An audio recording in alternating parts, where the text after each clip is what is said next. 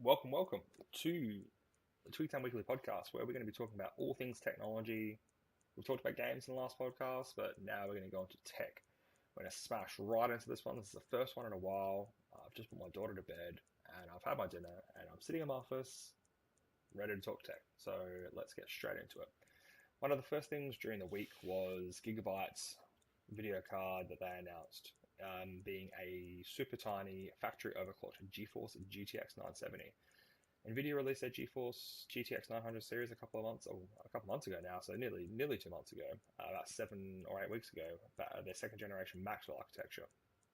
This is based on that architecture.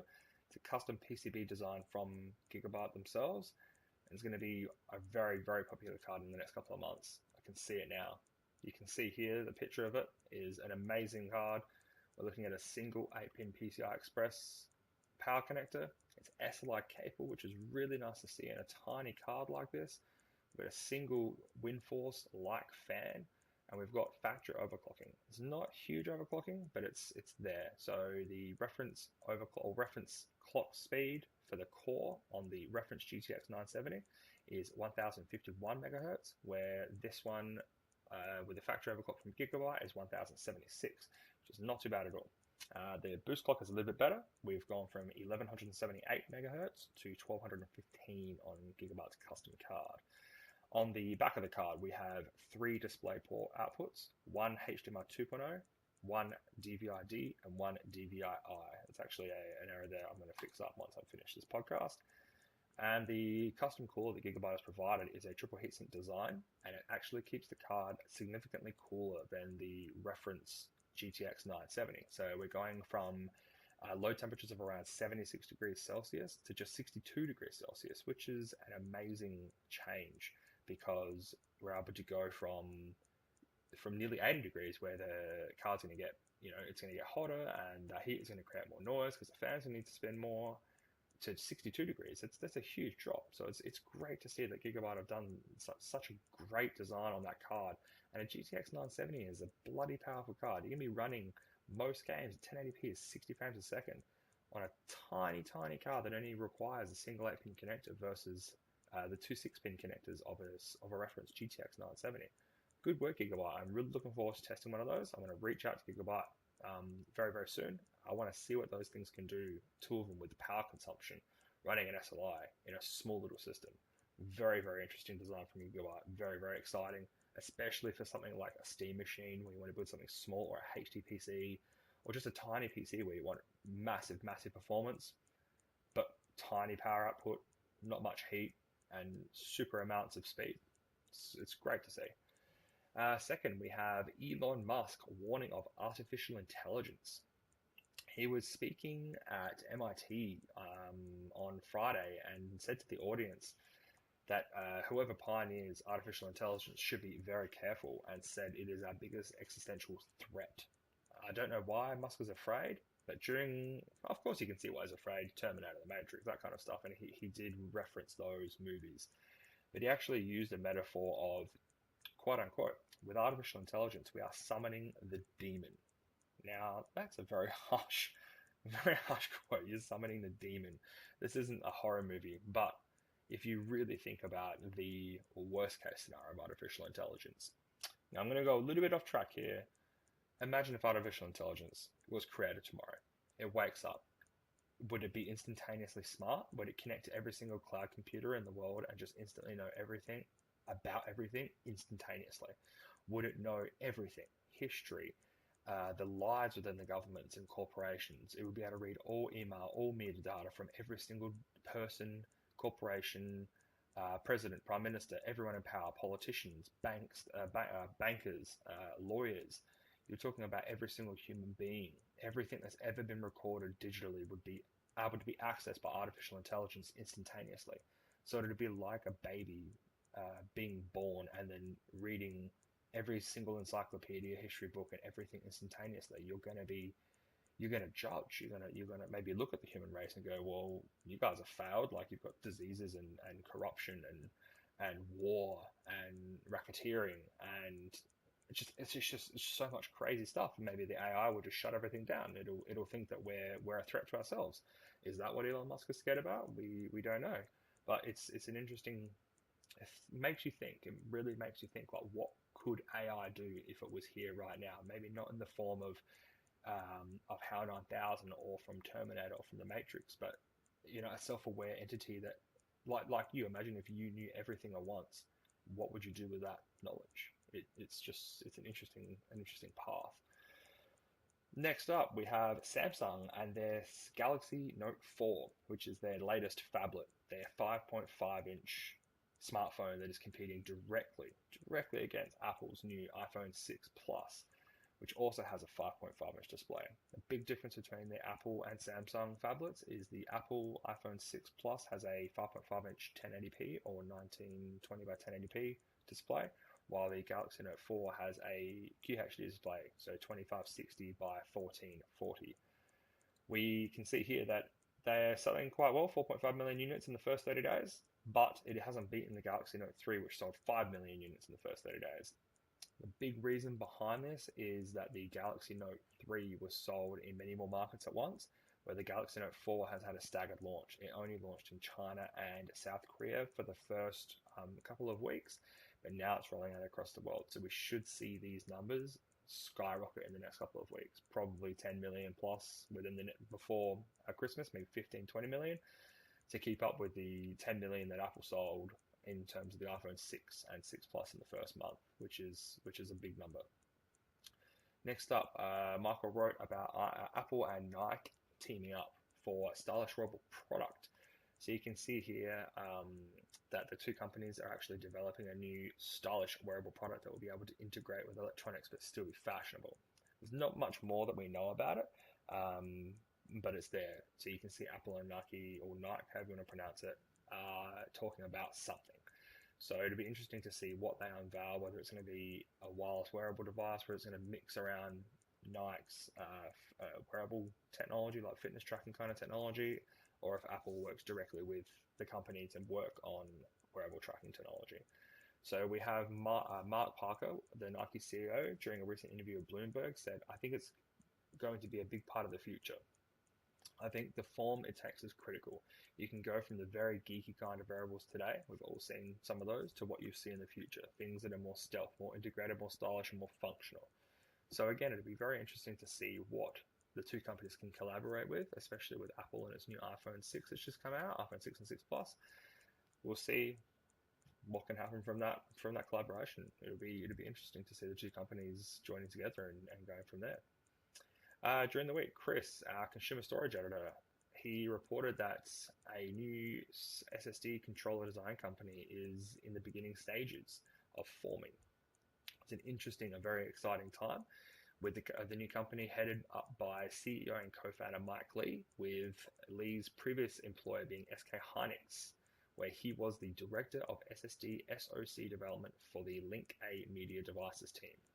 So we have a very interesting new startup for storage, but a lot of the people in this photo that are being employed with this new company are all from Samforce, LSI, and Skyera, which are all with a new company that is actually going by the name of Tidal Systems.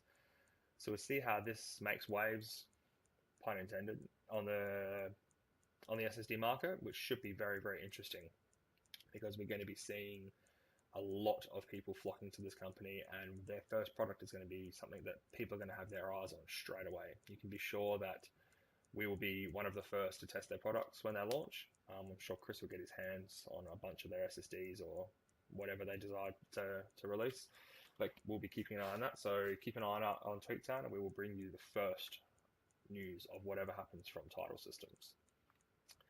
Fans of Orange is the New Black or House of Cards should be happy to hear about Netflix announcing 3 new original shows for 2015. So we've got 3 completely different shows that no one's seen before. They're completely new shows with a bunch of people that you might actually have heard of before acting in these shows. So the 3 shows are Bloodline, F is for Family, and Between. So Bloodline stars Kyle Chandler, Linda Cardellini, Ben Mendelsohn, and Sissy Spacek. So Bloodline follows 4 Florida siblings whose dark secrets are revealed when their black sheep brother returns home. We have a teaser here that you can watch.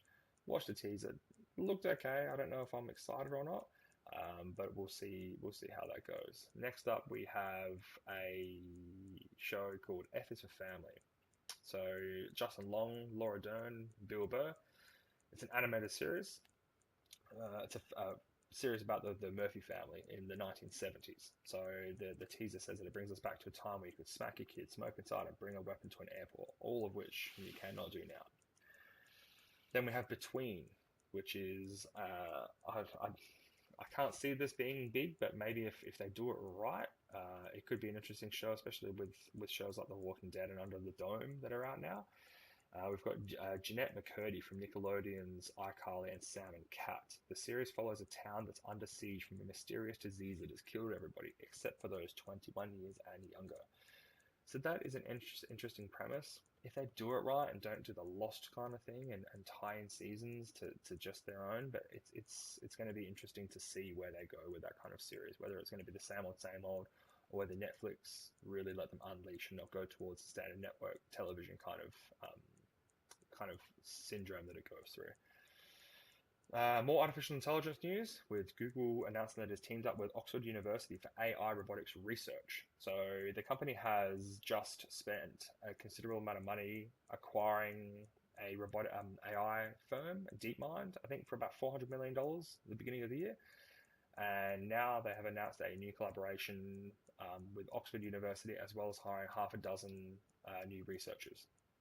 So Google is hoping to see the design of subatomic quantum chips that were modeled using the human brain.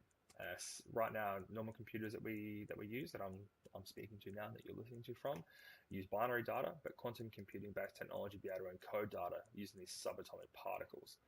So it's going to be a huge trip down a very interesting lane, depending on where Google take it from here. We could see something really interesting come from this. Maybe it would be baked into their Google Now technology, or maybe we'll see them do something interesting with artificial intelligence going into the future. But we're still, I think, a fair few years away from that. NVIDIA GeForce users will be delighted to hear that NVIDIA released new GeForce drivers that are ready for a bunch of new games, the GeForce 344.48 WHQL drivers. The new drivers provide DSR support, so dynamic super resolution support, to the two previous generation architectures, the Kepler and Fermi GPUs. So if you're running like a GTX 680 or GTX 780, you can now enjoy the game rendering at 4K and downsampling to you at 1080p or whatever resolution you're running. They also have better support for, and obviously first on support for game ready for the latest games, so Civilization Beyond Earth, which just launched, Lord of the Fallen, and Elite Dangerous. These new drivers are only for Windows 7 and 8.1 at 64-bit. But the DSR support for the older architectures is what you are really going to be downloading these drivers for. 344.48 available from NVIDIA's website. Another big announcement during the week was a leaked trailer to the Avengers Age of Ultron. So Marvel had the trailer leaked somewhere, and they were meant to be debuting this within the latest Agents of S.H.I.E.L.D. Episode, but then they obviously didn't. This leaked within hours. The company released a 1080p copy of the trailer, which looks great. So if you haven't seen the Avengers Age of Ultron trailer, I would suggest you watch it. It looks good. I didn't really want to talk about it too much in my news feeds, because it's just news. I didn't want to put my personal opinion on it. But I loved the Avengers. It was a great movie, but I don't know what to think about Age of Ultron. I'm liking that Ultron looks like a big threat, and I'm not a comic book reader, but from what I've read, he is a big threat, and it looks like you can see here he's got an Avengers logo on his chest here, and there's another Avengers logo down here.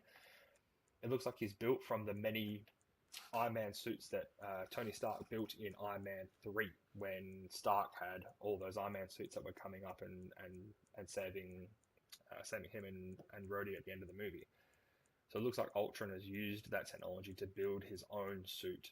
But how powerful he will be, I'm guessing he's going to be very powerful, because towards the end of the trailer, if you spoilers, pause this right now, don't watch it. So you've got 3, 2, 1. Spoilers from here.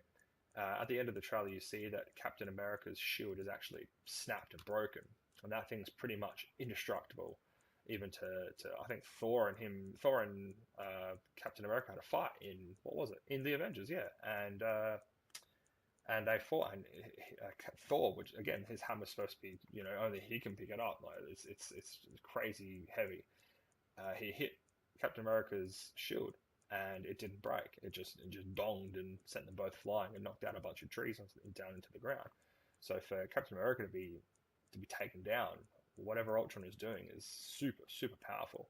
But I think we haven't seen everything yet. I have read that we're going to be seeing more in the next couple of weeks, but I'm super pumped for whatever Joss Whedon wants to throw at us for the new Avengers. So Michael was reporting during the week, as he does, for security. He keeps TweakTown filled with security news, which is kick-ass, that the US government is shifting focus to prosecute high-level cybercrimes. Michael reported that the large volume of cyber attacks aimed at US infrastructure, including banks and private sector companies, has finally led the US Justice Department to begin showing interest in prosecuting cyber attack crimes. Assistant Attorney General John Carlin is spearheading the project with a more realistic emphasis on cybersecurity efforts. Carlin recently noted that we need to develop the capability and bandwidth to deal with what we can see as an evolving threat. So Carlin is now building a team around himself that is able to understand the seriousness of state-sponsored cyber attacks, especially from Chinese and Russian governments. Michael reports that instead of worrying about rogue hackers, the government wants to work to dismantle organized hacker groups that victimize US companies and consumers, with millions of victims racked up. So obviously Target and Staples and all that have been hacked over the last year or so. So this is something the US government wants to stop. This is an important step by the federal government, which has tried to bury its head in the sand. That's surprising, it hasn't worked. So Michael was right there. The United States government, most world governments, they really aren't taking this hacking seriously. With everything being based on the internet, you can have your life ruined online if someone hacks your credit card and then spends tens of thousands of dollars, and then you got to deal with a credit company and lawyers and governments. It's not easy. In my day job, I worked as an IT salesperson, and I had a couple of customers that came in, probably 2 out of the thousands that I served in the 10 years that I was there. One of them had, I'm based in Australia, obviously, if you can't tell from my accent.